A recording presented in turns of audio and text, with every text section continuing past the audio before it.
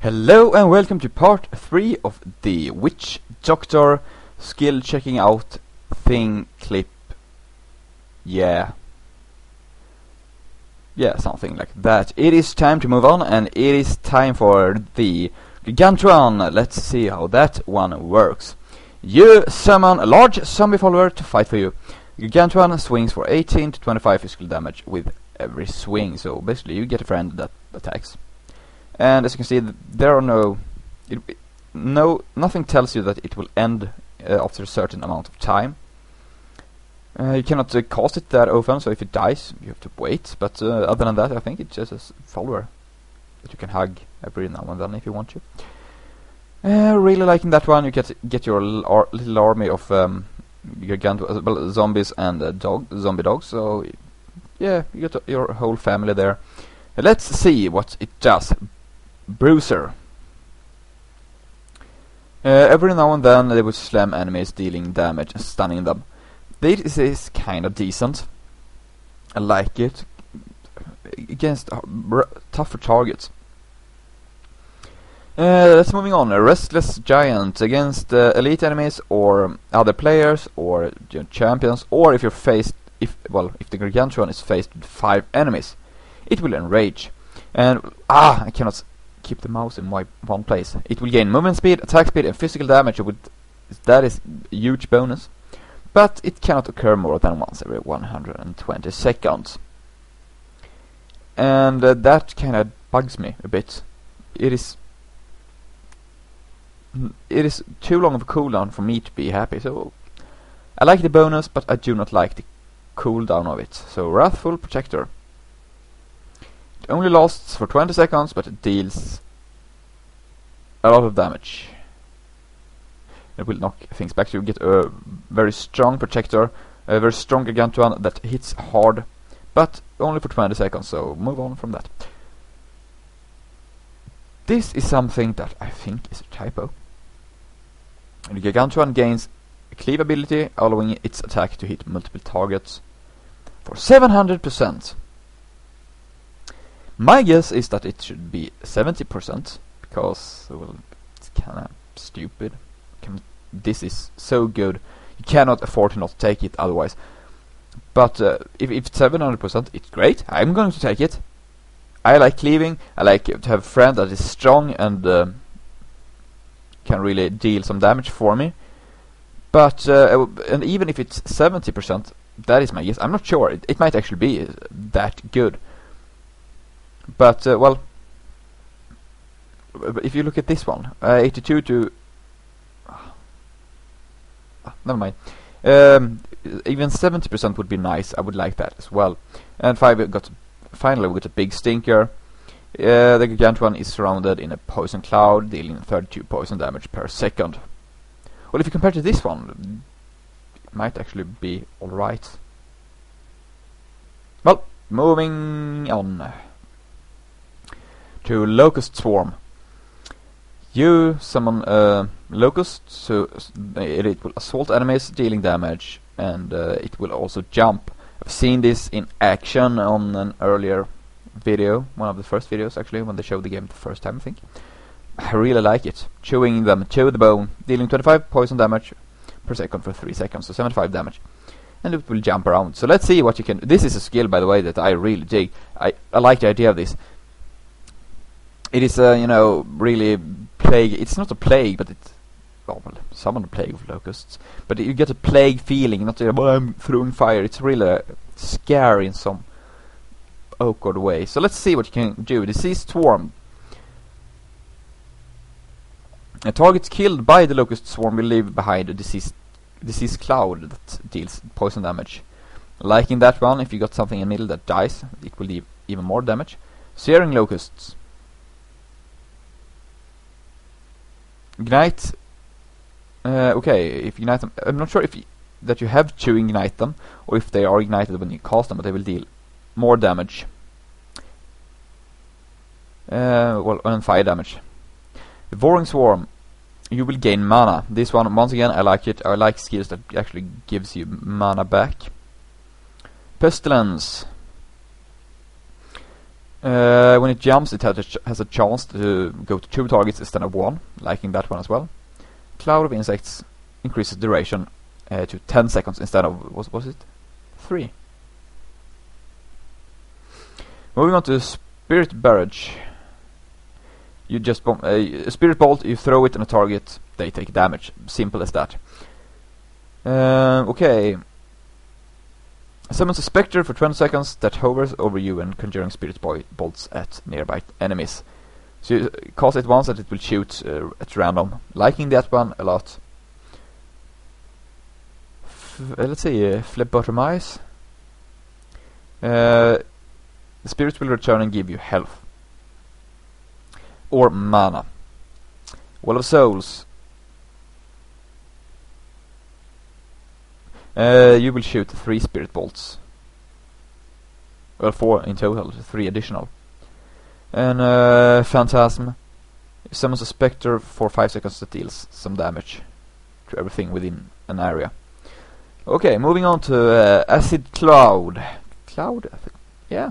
Acid Cloud? Cloud. That seems to be right. I'm actually not sure. And I should be. I really should be. Acid Cloud. As it falls down, dealing, you get an air effect, and it rains, they take damage. Initial poison damage and then damage per second. Kiss of Death. That is the first rune here. Let's see. You just increase the damage. Simple as that. Okay. Instead, you get a corpse from the ground instead of rain that explodes and deals damage in the area. Slow Burn. Increases the duration to 10 seconds instead of... doesn't really say. It increases.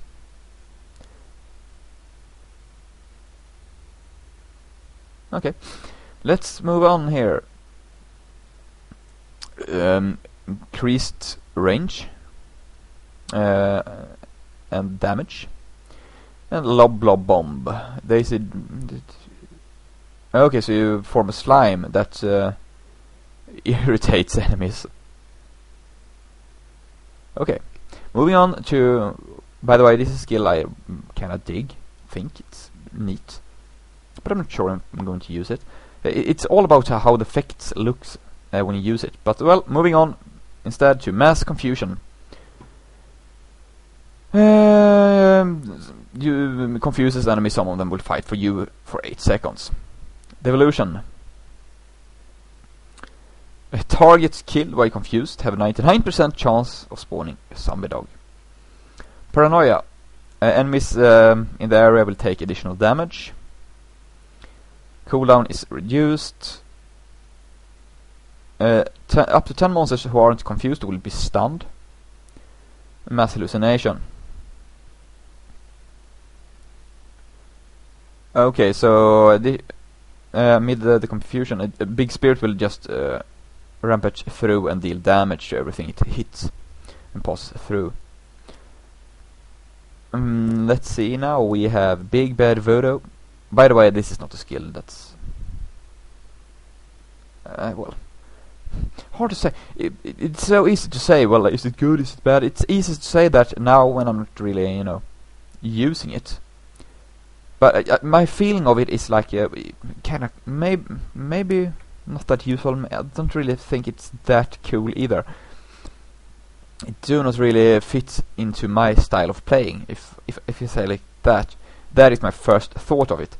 When I'm playing, maybe I feel like, yeah, I need mass confusion. I want mass confusion. I want to confuse the masses. It might be like that. I'm not sure. Anyways, Big Bad Voodoo. That is the next skill we're going to look at. Summoning, well, summon a fetish to begin a ritual dance that increases the attack, casting, and movement speed of all allies in the area.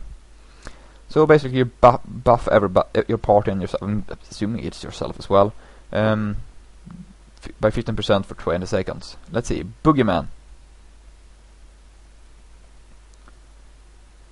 Enemies who die in the ritual have a 75% chance to resurrect a zombie dog. Okay. Okay, so we'll also increase the damage by 40%. This one I really dig. increasing the boost. Well, since it's buff anyways for a short period of time, you might as well get it as strong as possible. This is one way. Okay, you will regain. That is the word I was looking for. A lot of mana per second, so you use this and you can just throw everything out. Jungle drums, it will be increased to 48 seconds instead of 20. And ghost trance, you will also heal your allies for 4% of their maximum life per second. Okay, wall of zombies. I like zombies. A lion of... yeah, I've seen this one as well. You have seen walls of fire, ice and bone, but have you ever seen one of a wall made of zombies? Anyone recognize that one? I think it's something like that. Yeah, it's a wall of zombies. It's exactly what it sounds like. You summon a wall made of zombies. And you know, since the AI in this game is not like, okay, there's a wall that is scary, let's not move into it. They are like, motherland, and just attacking you. So they will run into it, and the zombies strike them, and they will take damage. Okay. You can... this is actually quite funny. Instead of building a wall, you build a pile of zombies that tips over the enemies and deals damage to everything it hits.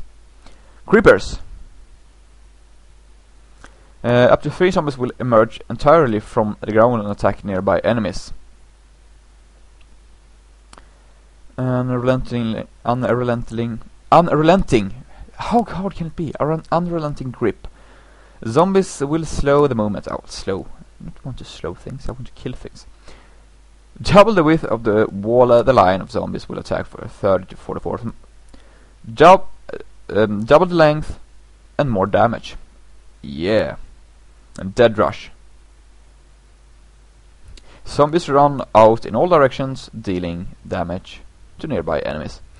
So this is a skill that really, you know, really changes based on which rune you choose to use.